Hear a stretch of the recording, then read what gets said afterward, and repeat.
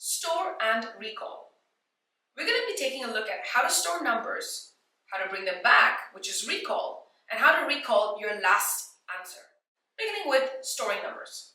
Your calculator can store numbers in a maximum of 10 destinations, namely from numbers 0 to 9. Assume a user has just performed the following computations.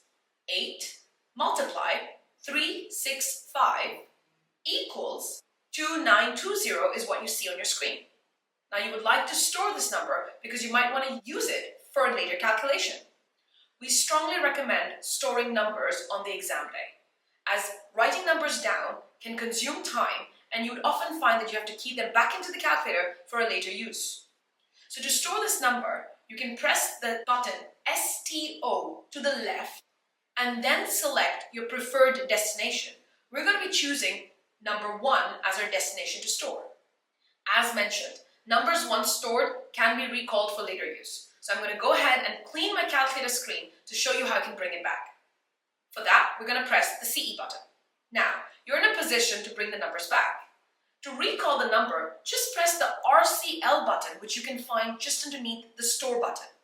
Once you press the RCL button, you must select the same destination where you stored your number, and that was 1. Notice, you've just recalled your last saved number, which was 2920. Very often, students ask us, what happens if you store a number in the same destination where a previous number was stored?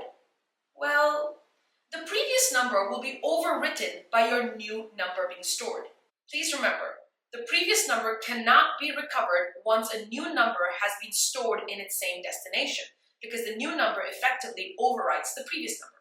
It is for this reason that one does not need to clear the calculator of all stored numbers. Instead, you can just overwrite previously stored numbers with new numbers each time. Now let's take an example of a situation where you did some laborious calculations and then you forgot to store the result. There is some hope.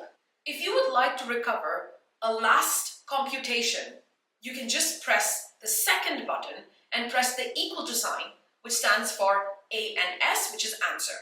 And hopefully that would retrieve your last saved computation.